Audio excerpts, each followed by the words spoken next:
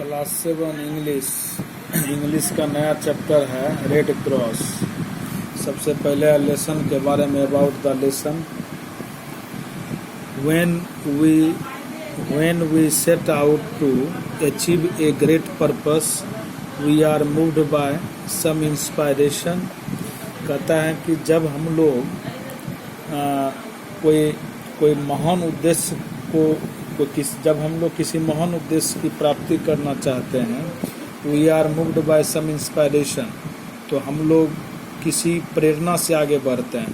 मतलब जब हम जीवन में किसी महान उद्देश्य को पूरा करना चाहते हैं तो हम कुछ इंस्पायरेशन के साथ, मतलब कुछ प्रेरणा के साथ आगे बढ़ते हैं। Which in the case of Dunant was the spirit of humanity. Which in the case of Dunant was the spirit of humanity. कहता है जो कि दुनंत के केस में है, मतलब दुनंत के केस में क्या इंस्पायरेशन है, तो स्पिरिट ऑफ ह्यूमैनिटी यानी मानवता का एक तरह से सेवा करना। We have borrowed the text matter from the book. हम लोगों ने इस टेक्स्ट मैटर को कहीं से उधार लिया है, मतलब वहाँ से इसको लिया गया है, और जहाँ से जिस किताब से इसको लिया गया उसका नाम है the story of the red cross.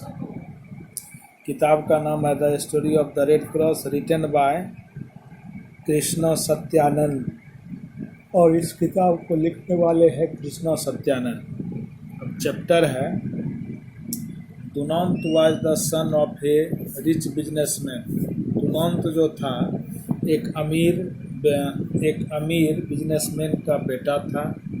As he grew he had to travel extensively in connection with his business. कहता है कि जब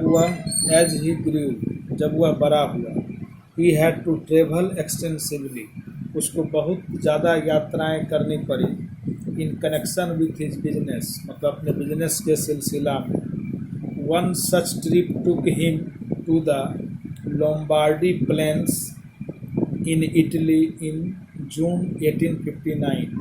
कहता है इसी प्रकार का एक ट्रिप, मतलब इसी प्रकार का एक यात्रा दुनंत ने लोम्बार्डी प्लेन्स, यानी लोम्बार्डी का कोई मैदान होगा, लोम्बार्डी प्लेन में दुनंत ने अपना यात्रा किया, जो कि इटली में पड़ता है 1859 ईस्वी के जून महीना में।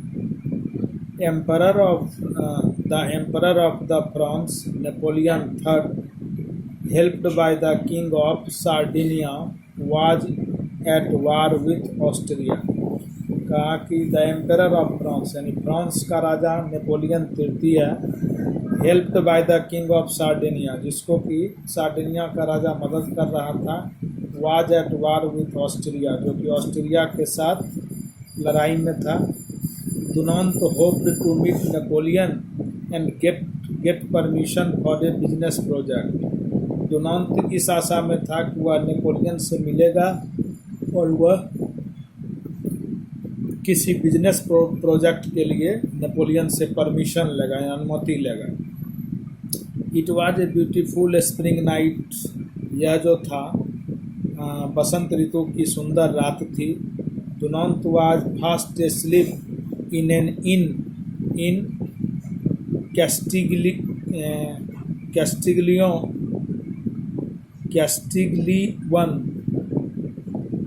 कैस्टिग्लिवन della Pieve, a town in northern Italy. कहता है यह बसंत ऋतु का एक सुंदर रात थी। दुनंत वाज फास्ट एस्लीप, दुनंत बहुत गहरी नींद में सोया हुआ था। इन मतलब होता है सराय, धर्मशाला।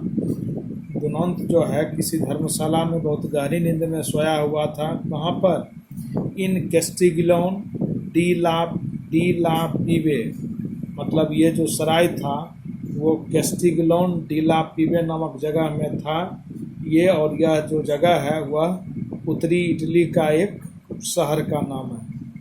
सडनली अराउंड 3 AM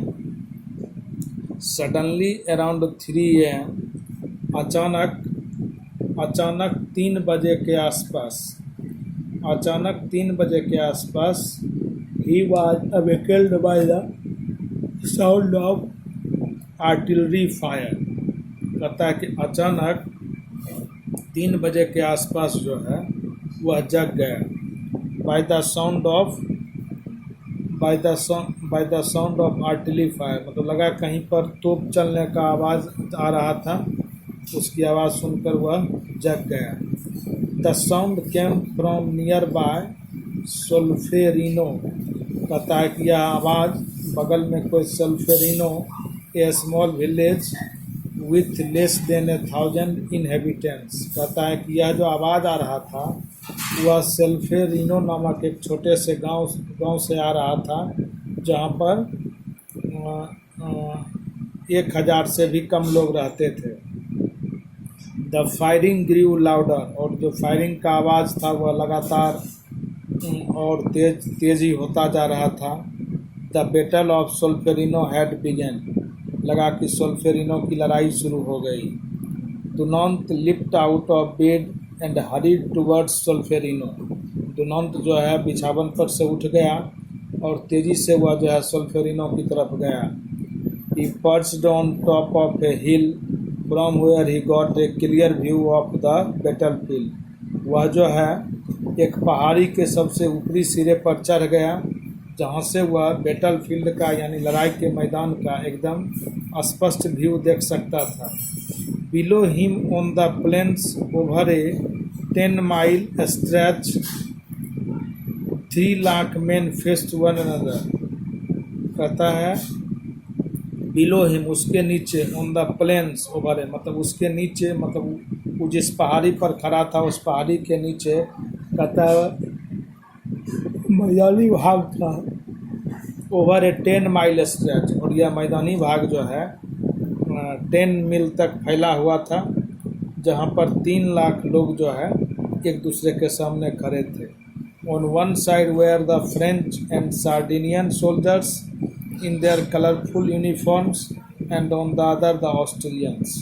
एक साइड में फ्रांस और सार्डिनिया के सैनिक जो है रंगीन यूनिफॉर्म में थे, और दूसरे तरफ ऑस्ट्रियन सैनिक थे। Dunant stood there for hours utterly absorb. Dunant जो है वहीं उसी पहाड़ी के ऊपर खड़ा रहकर करीब घंटों तक इसको देखते रहा। डाउन ब्रोक, मतलब शाम होने को आया। Lances gleamed as they caught the rays of the sun. Oh sorry, ये तो डाउन ब्रेक है, ये मतलब ये तो उठ के रात में गया था। डाउन ब्रोक यानी सुबह होने का है। Lances gleams as they caught the rays of the sun. अब सूर्य की रोशनी से चारों तरफ जो है सब कुछ चमकने लगा था। ड्रम्स रोल्ड, ड्रम भी रोल कर रहा था। ट्रम्पेट साउंडेड, ट्रम्पेट, ऐसे तो ट्रम्पेट एक प्रकार का बाजा होता है, उस टाइप का आवाज़ सुनाई पड़ रहा था। मस्केट्स क्रैक्ड, मस्केट्स एक लॉन्ग राइफल होता है पुराना टाइप का, कहता है वो लगा टूट रहा था। द सीन वाज एलिव, और पूरा जो ये दृश्य था वो एकदम जीवित दृश्य की तरह दिखाई पड़ रहा।